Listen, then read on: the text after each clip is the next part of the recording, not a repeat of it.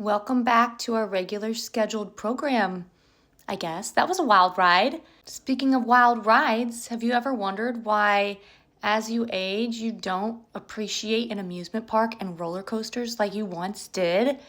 Well, it turns out your vestibular system is just like every other system, and if you don't use it, you lose it, especially as we age. And the vestibular system is your equilibrium, so it's your ability to tell where your body is in space and to keep you from falling over.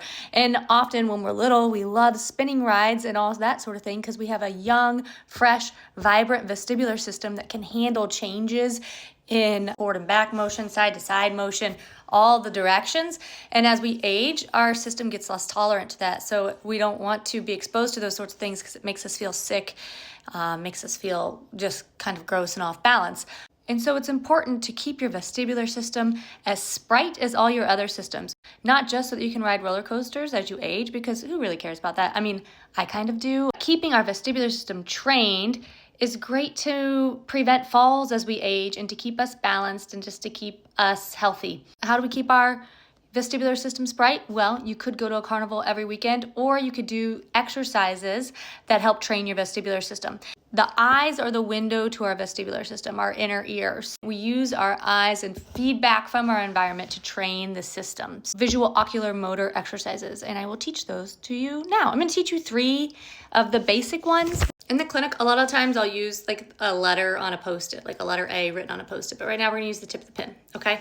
Exercise number 1 is you hold the pen away from you and kind of like down a little. Exercise number 1 is you keep the pen still, focus your eyes on the tip of the pen, and then turn your head like you're shaking your head no in little small motions like this.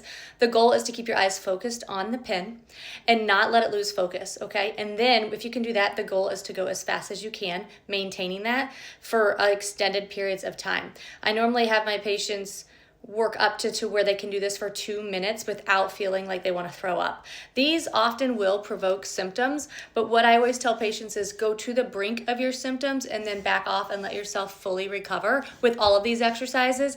You don't want to like go into failure and then continue into failure because it can make your system overwhelmed and then it's like does more harm than good. So you have to work right to the brink. It's like you're working, you're succeeding, but it's not easy. It's not necessarily fun.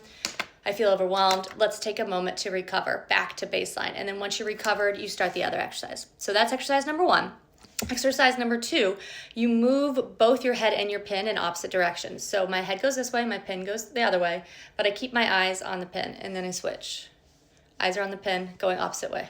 It's not big motions. A lot of times people make the mistake